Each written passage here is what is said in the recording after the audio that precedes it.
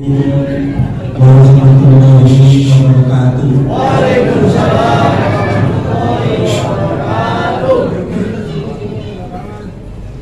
Innal hamdalillah nahmaduhu wa nasta'inuhu wa nastaghfiruh wa na'udzu billahi min shururi anfusina wa min sayyiati a'malina.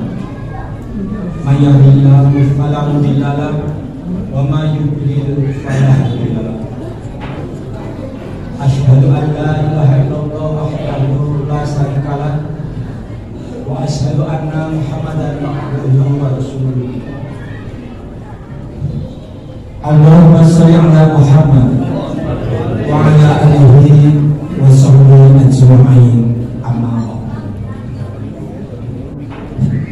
Qala Allah ta'ala fil Qur'anil Karim, a'udzu billahi minasy syaithanir rajim. Bismillahirrahmanirrahim. Iqra bismi rabbikal ladzi khalaq.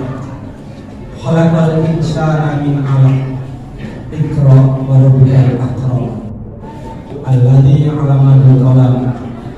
'allamal insana ma lam ya'lam. Para hadirin kaum muslimin muslimat, bapak-bapak, ibu-ibu, adik-adik, jamaah Masjid Al-Musallim yang dimuliakan Allah Subhanahu wa taala, pantas kita sampaikan rasa syukur kita kepada Allah Subhanahu wa taala yang telah memberikan kenikmatan kepada kita sekalian. Satu bukti kenikmatan yang kita rasakan adalah diizinkan Allah, dimudahkan Allah kita hadir di masjid ini untuk melaksanakan ibadah rutin di malam-malam di bulan Ramadan ini. Di tengah-tengah kesibukan banyak umat manusia menyelesaikan urusan-urusan yang belum selesai sehingga tidak berkesempatan hadir di masjid-masjid untuk melaksanakan sholat tarawih, dan alhamdulillah kita bisa melaksanakan dan kita bisa bersilaturahmi di sini. Semoga ini semua mendapatkan ridho Allah Subhanahu wa taala. Salawat dan salam semoga tetap tercurahkan kepada junjungan kita Nabi besar Muhammad sallallahu alaihi wasallam, Nabi dan Rasul akhir zaman yang menjadi panutan kita, yang menjadi teladan kita, yang menjadi idola kita di dalam mendidik kehidupan yang penuh dengan dinamika. Bapak Ibu kaum muslimin muslimat yang dirahmati Allah Subhanahu wa taala, 14 abad yang lalu, tepatnya pada tanggal 17 Ramadan tahun 610 Masehi, ada peristiwa historis di mana Rasulullah Muhammad sallallahu alaihi wasallam pertama kali didatangi malaikat Jibril dengan membawa wahyu Allah, dan Rasulullah menerima wahyu yang pertama di wahyu.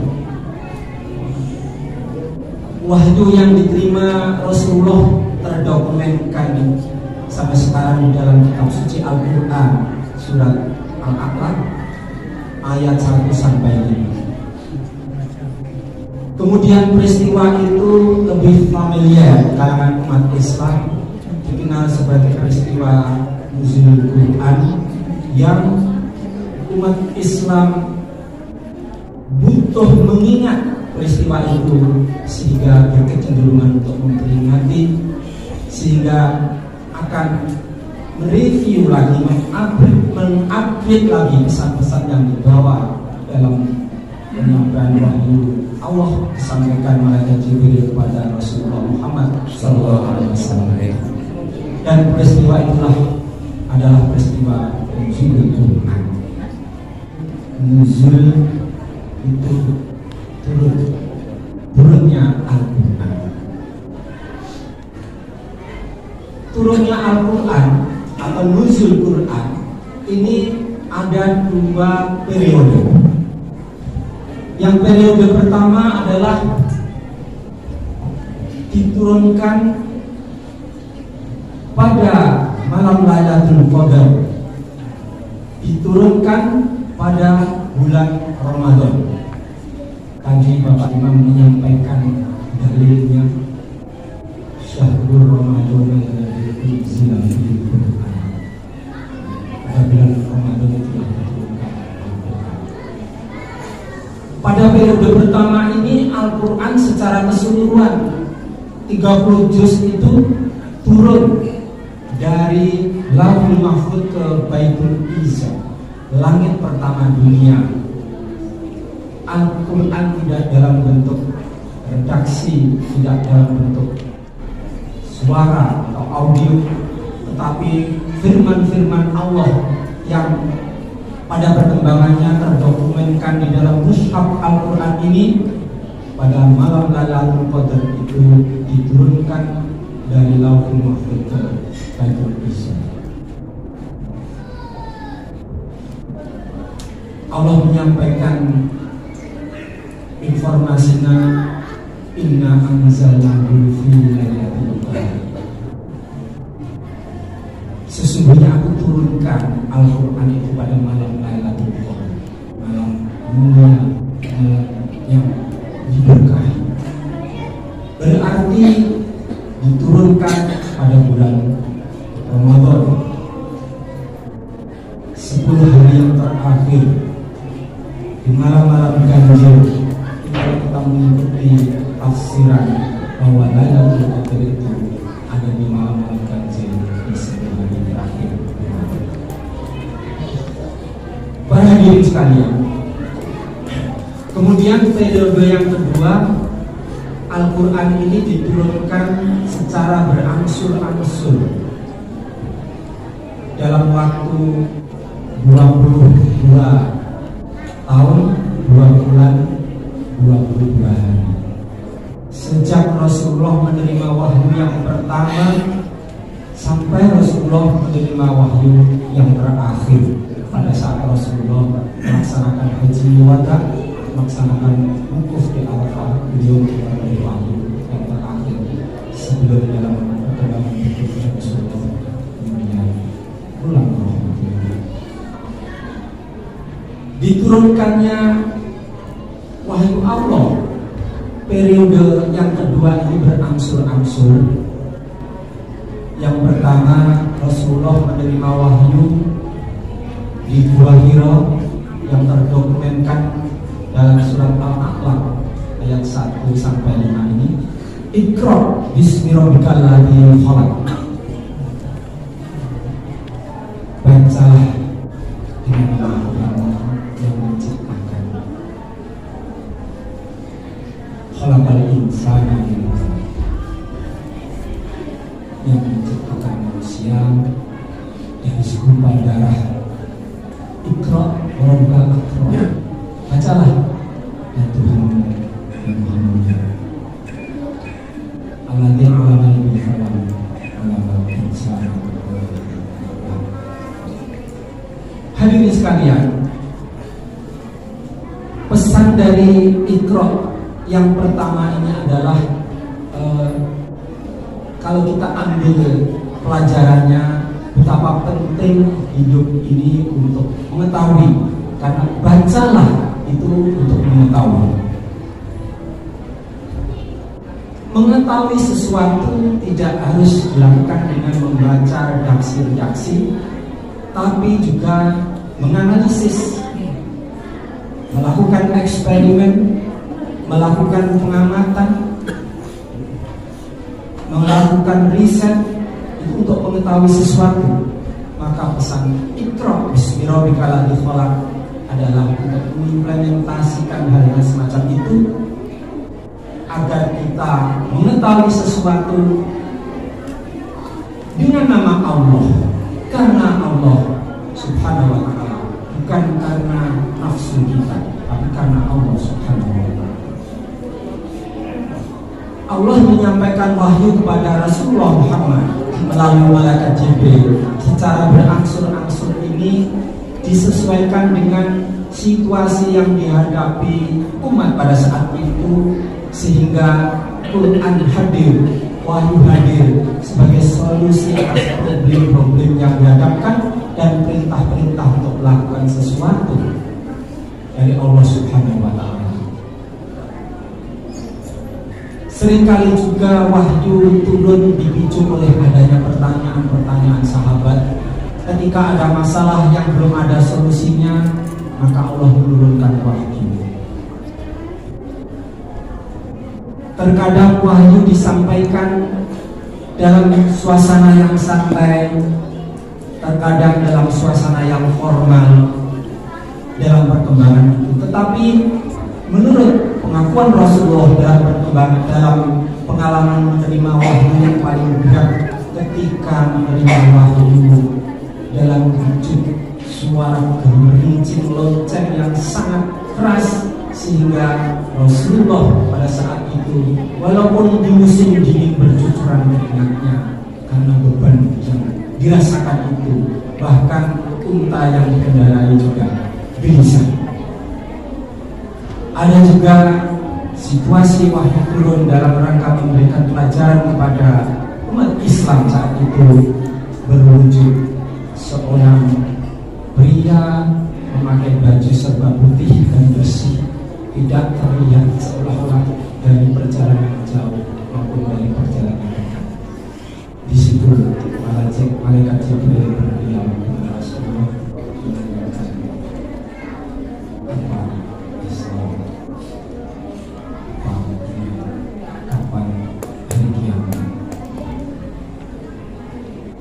Ketika Rasulullah bisa menjawab, dia jawab. Dan ketika Rasulullah bisa menjelaskan, belum sampai waktu itu beliau menyampaikan diplomatis dan sopan bahwa yang bertanya lebih tahu daripada yang bertanya. Ini adab diplomasi ketika yang ditanya itu. Dan sahabat yang hadir di tempat itu merasa mendapatkan pelajaran bahwa Allah yang diturunkan kepada Rasulullah SAW. Sehingga dalam perkembangannya wahyu diturunkan secara berangsur-angsur itu dapat meneguhkan hati Rasulullah, karena dihadapkan persoalan-persoalan keumatan sebagai seorang pemimpin umat, sebagai seorang nabi dan rasul yang penuh dengan tahuan. Para hadirin, ayat Al-Quran yang diturunkan ini ada yang dikelompokkan ketika diturunkan Rasulullah masih berada di Mekah, belum hijrah ke Madinah. Maka seluruh ayat-ayat yang turun pada periode itu disebut ayat-ayat Makkiyah. Turun Rasulullah belum di hijrah di Madinah. Kemudian ketika Rasulullah sudah hijrah, sudah membentuk kota, membentuk negara di Madinah, dalam perkembangannya umat Islam semakin banyak, maka ayat-ayat turun, dan cirinya ayatnya panjang-panjang. Lebih dominan ayat Makkiyah itu berbicara tentang akidah, memperkenalkan bahwa Tuhan manusia itu Allah Subhanahu wa Ta'ala. Tetapi ketika Rasulullah sudah membentuk negara, dalam perkembangan muamalah sudah berkembang, maka ayat-ayat yang bernuansa, yang bernilai hukum banyak turun di periode Madinah. Hadirin yang dimuliakan Allah Subhanahu wa Ta'ala, Al-Quran yang merupakan wahyu Allah yang disampaikan kepada Nabi Muhammad SAW melalui perantara malaikat Jibril, yang dimulai dari surat Al-Fatihah diakhiri dengan surat An-Nas, itu diriwayatkan secara mutawatir, dan membaca ayat-ayat itu dinilai sebagai ibadah kepada Allah Subhanahu wa Ta'ala, membaca per huruf mendapatkan paham.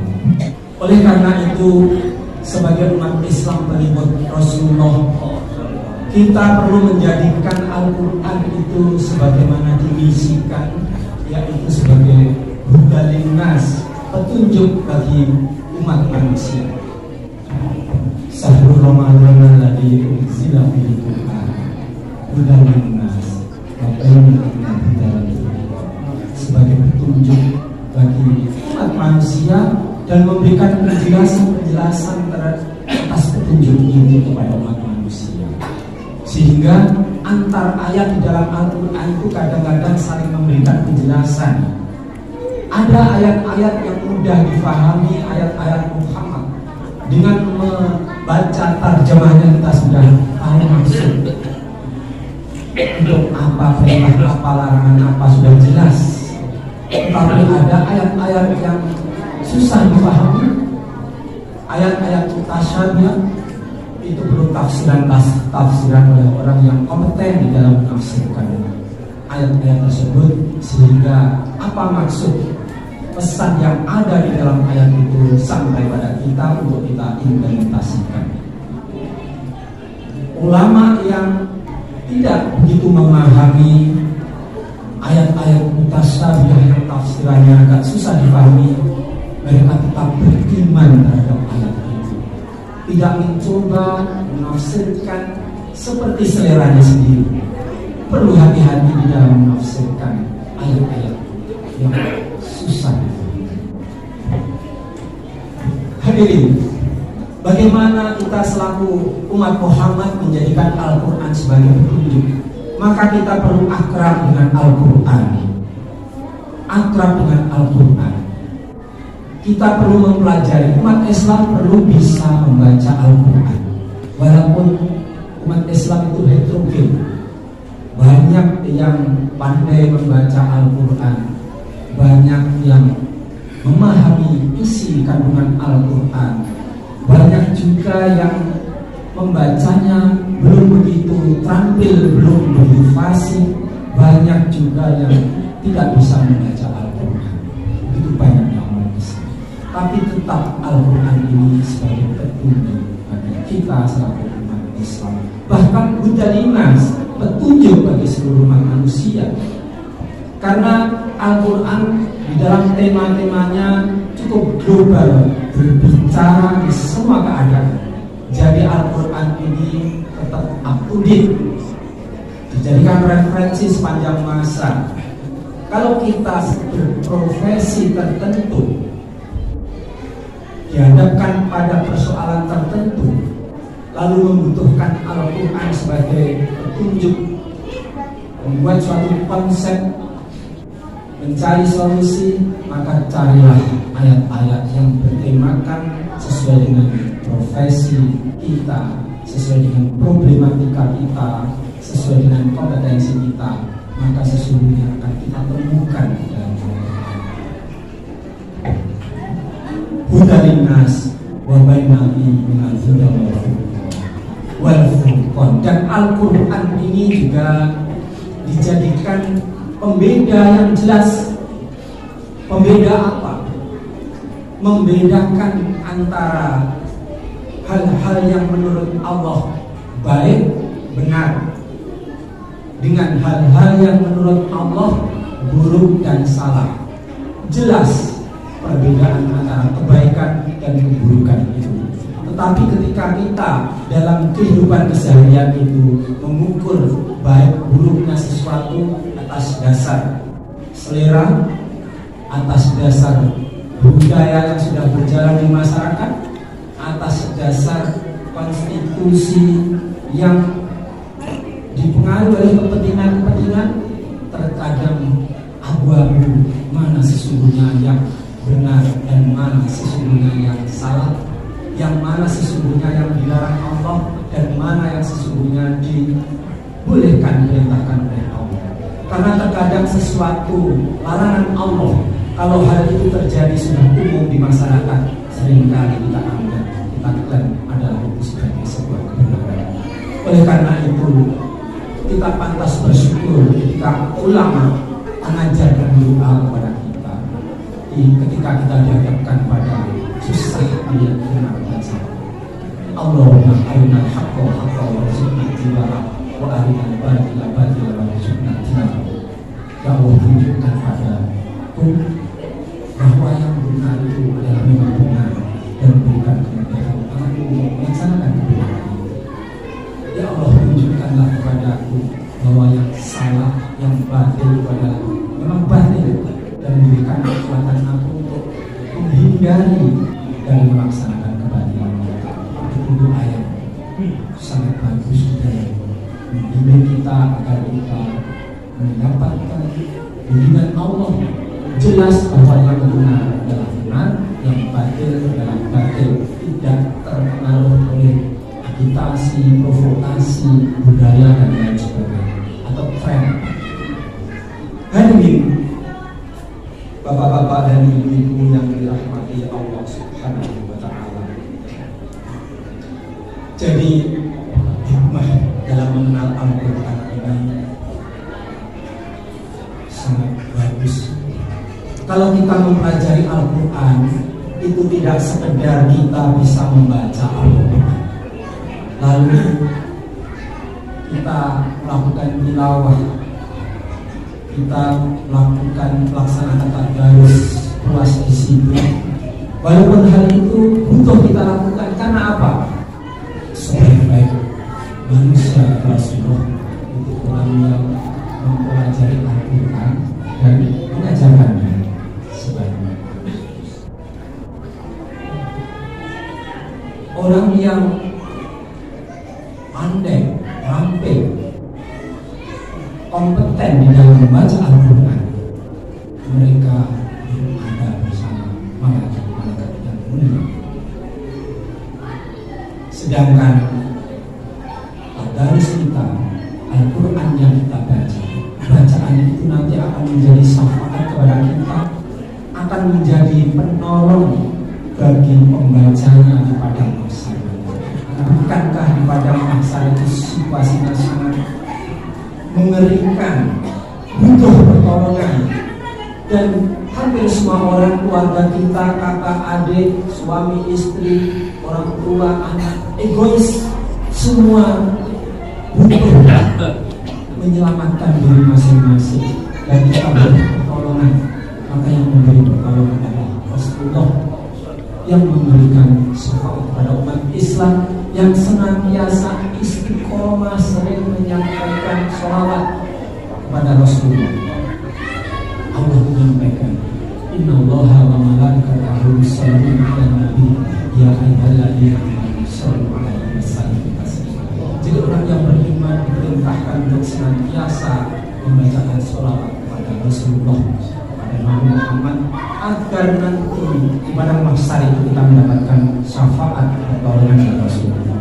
Juga kita perbanyak membaca Al-Quran, karena bacaan itu tadi akan menjadi syafaat kepada yang membaca. Kemudian mempelajari Al-Quran tidak terbatas untuk bisa membaca, tetapi perlu kita membiasakan membaca terjemahannya agar kita kenal mushaf yang dijilid itu, bahwa ini di dalamnya adalah Al-Quran, firman-firman Allah, hudalinas, menjadi petunjuk kita. Bagaimana kita bisa kenal petunjuk itu kalau kita tidak paham artinya? Dan dalam perkembangan teknologi yang modern ini tidak sulit mengakses terjemah Al-Quran, sewaktu-waktu tafsir Al-Quran. Maka dalam perkembangannya banyak para pengkaji Al-Quran, ada yang dalam kelompok mufasirah, mereka ahli menafsirkan teks-teks Al-Quran itu sehingga semakin memberikan penjelasan kepada yang mengkaji Al-Quran. Juga ada para ulama yang mendalami Syarhil Quran. Jadi bagaimana isi kandungan Al-Quran itu dieksplor sesuai dengan kehidupan nyata di dunia ini, sehingga orang menghadapi suatu masalah memperoleh penjelasan dari Al-Quran yang telah disarah oleh para sarfi Quran. Bahkan di dalam musabaqah tilawatil Quran itu banyak cabang-cabang yang dimusabaqahkan. Ada tilawah Al-Quran di mana pembacanya mempunyai suara yang indah, sehingga ketika membaca Al-Quran sangat bisa dinikmati suaranya oleh kita. Dan Al-Quran itu bisa diperindah dengan suara yang indah. Ada juga cabang musabaqah tilawatil Quran itu murotal yang lebih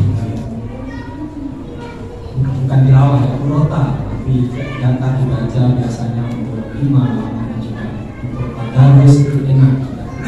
Ada juga cabang tafsir Quran, ada juga cabang tahfidz Quran.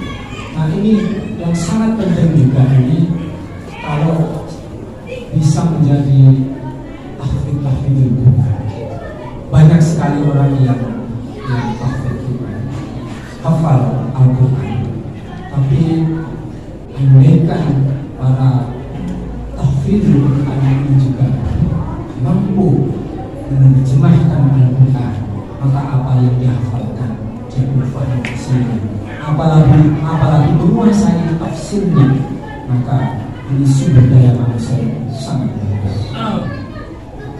Hadirin sekalian, itulah ayat-ayat Al-Quran yang merupakan ayat-ayat kauniyah Allah Subhanahu wa Ta'ala. Para jamaah sekalian, ayat-ayat Allah itu ada dua macam. Ada ayat kauniyah, yaitu yang terdokumenkan di dalam Al-Quran dan Al-Hadis, itu ayat-ayat kauniyah dan wahyu Allah. Al-Hadis, apa yang dilakukan Rasulullah itu bukan atas dasar nafsunya, tetapi atas dasar wahyu dari Allah, dan itu juga merupakan ayat-ayat kauniyah. Kemudian ada ayat-ayat kauniyah, yaitu alam semesta ini, fenomena-fenomena yang terjadi di alam raya ini, fenomena alam maupun fenomena sosial, fenomena ekonomi, semua yang terjadi di alam raya merupakan ayat-ayat kauniyah, tanda-tanda kekuasaan Allah. Allah menciptakan alam raya. Alam yang diciptakan Allah itu berkarakter taat kepada Allah Subhanahu wa Ta'ala. Langit dan bumi dan apa saja yang ada di dalamnya itu senantiasa bertasbih memuji Allah Subhanahu wa Ta'ala. Mereka taat kepada Allah. Alam ini oleh Allah diberi hukum alam yang namanya sunatullah dengan karakter tertentu. Satu contoh adalah api itu berkarakter panas dan bisa membakar. Air itu kecenderungannya mengalir pada tempat yang rendah. Minyak dengan air susah larut. Itu berkarakter seperti itu. Ini perlu dikaji ayat-ayat Allah, tanda-tanda kekuasaan Allah ini. Dan semakin kita mengkaji ayat-ayat kauniyah, maka sesungguhnya kita semakin menambah iman kita kepada Allah Subhanahu wa Ta'ala. Karena Allah juga berfirman, wa idza tuliyat alaihim ayatuhu zadatuhum iman. Apabila ditunjukkan ayat-ayat Allah terhadap para mukmin ini semakin bertambah. Karena apa? Kita semakin tahu di balik ini Allah yang menciptakan. Jadi alam itu oleh Allah ditetapkan hukum, dan hukum alam sunatullah itu tidak akan berubah. Kata Allah, sunatullah allati qad khalat min qabl wa lan tajida li sunnatillahi tabdila. Sunatullah, hukum alam sebagaimana yang berlaku sejak dulu, sekali-kali kau tidak akan mau berubah dari surga. Jadi karakter-karakter alam itu tidak akan berubah. Inilah oleh para ilmuwan akhirnya menjadikan cara untuk melakukan penelitian, untuk melakukan pembelajaran. Dan antara ayat-ayat alam dengan ayat-ayat kauniyah Al-Quran ini saling melengkapi, saling berkolaborasi untuk memperkuat kemahakuasaan Allah terhadap manusia, difahami manusia. Salah satu contoh begini, di dalam Al-Quran disampaikan, ya ayuhan nas, inna khalaqnakum min dzakarin wa untha wa ja'alnakum syu'uban wa qabaila lita'arafu. Ini ada di surat Al-Hujurat ayat 13, menginformasikan bahwa wahai manusia, sesungguhnya Allah menciptakan kamu, menciptakan manusia itu dari seorang laki-laki dan seorang perempuan, lalu dijadikan bangsa-bangsa, lalu dijadikan bersuku-suku. Terjadi perbedaan. Manusia itu heterogen, tidak bisa dipaksakan terjadi homogenitas manusia. Heterogen karakter, heterogen suku, heterogen bangsa, heterogen visi misi. Oleh karenanya manusia perlu dalam hidup itu bertoleransi. Tetapi pesan Allah dita'arafu, untuk mengenal, untuk ikrah. Kita perlu ikrah terhadap perbedaan yang ada pada manusia, berbeda-beda itu. Kita perlu mengenali karakternya sehingga bisa saling tolong menolong, mengadaptasikan diri dengan perbedaan-perbedaan yang ada. Dan pesan dari surat itu yang terakhir adalah, dengan perbedaan-perbedaan itu siapa yang unggul, siapa yang superior, siapa yang inferior, siapa yang utama. Karena kata Allah, inna akramakum indallah. Sesungguhnya yang mulia dalam pandangan Allah itu adalah orang yang bertakwa.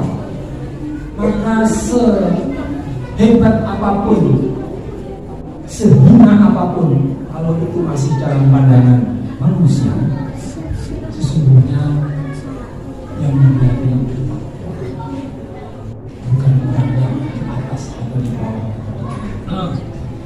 Para hadirin sekalian, nah itu tadi adalah ayat kauniyah. Bagaimana ayat kauniyah yang kita saksikan? Bahwa benar kita saksikan seseorang lahir dari rahim ibu, tentu ada proses sebelumnya. Seorang ayah dan ibu dalam ajaran Islam melalui pernikahan yang sah, kemudian terjadi perkawinan, bertemunya sperma dan sel telur menjadi sigula, menjadi janin. Dalam perkembangannya janin ini akan berkembang menjadi bayi, kemudian lahir sebagai manusia. Kalau itu dilahirkan orang Jawa menjadi suku Jawa, dilahirkan orang Betawi suku Betawi, dilahirkan orang Sunda suku Sunda, dilahirkan orang Cina bangsa Cina. Orang Cina itu tidak pesan aku ya Allah lahirkan nanti sebagai orang Cina. Tidak, mereka tidak berpesan. Karunia Allah mereka lahir. Oleh karena itu kita tidak perlu membenci dalam hidup ini. Hidup bertoleransi, tolong menolong, saling menggunakan.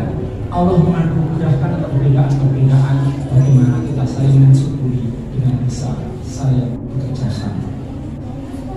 Maka di sini nyambung, ada sinkronisasi antara ayat kauliyah, aku ciptakan kamu dari seorang laki-laki dan seorang perempuan, lalu dijadikan berbangsa-bangsa dan bersuku-suku. Dan faktanya kehidupan manusia itu tidak mungkin lahir dari seorang laki saja tanpa wanita. Tidak mungkin seorang laki-laki hamil dan melahirkan. Tidak mungkin seorang wanita melahirkan tanpa seorang laki-laki, kecuali mujizat Allah yang diberikan kepada para nabi, para rasul dulu.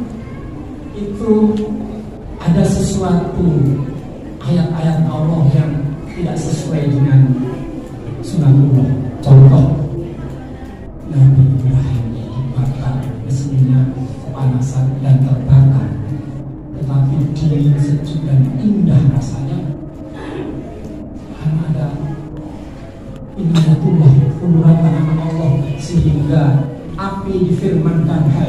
engkau dingin menjadi dingin dan tidak membakar. Tetapi itu mukjizat hanya dimiliki oleh para nabi dan rasul. Dan setelah itu selesai, mukjizat Nabi Ibrahim ketika dibakar selesai. Nabi Musa angkat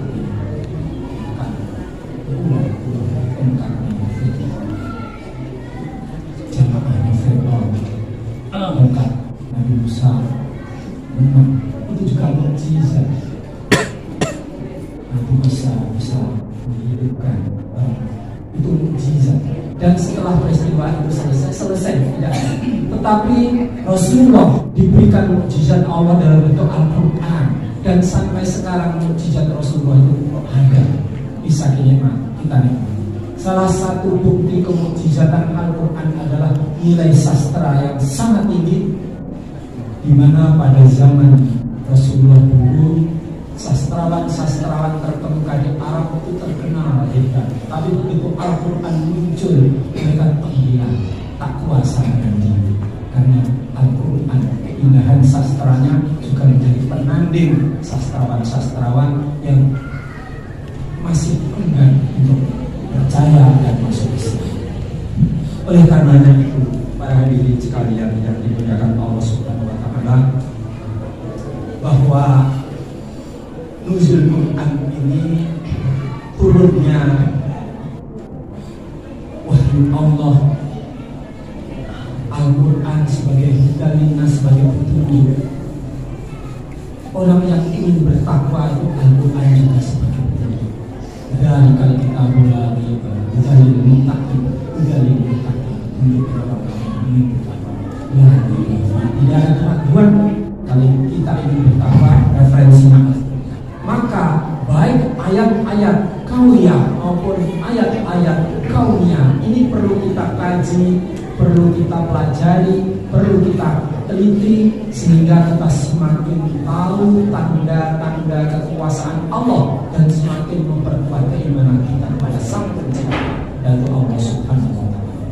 Mudah-mudahan wahyu Allah yang disampaikan pada Rasulullah melalui malaikat Jibril yang pertama kali yang berbunyi Iqra bismillahil ladzi khalaq ini memotivasi kita. Hal itu merupakan perintah kepada umat manusia untuk hidup itu perlu berpengetahuan. Maka ketahuilah, bacalah demi Allah Subhanahu wa Ta'ala. Semoga Allah senantiasa memudahkan kita untuk mendapatkan kehidupan dengan petunjuk kepada kita, kepada keluarga kita, kepada generasi kita, sehingga generasi Quran yang menjadi mata kita. Wabillahi taufiq wal hidayah.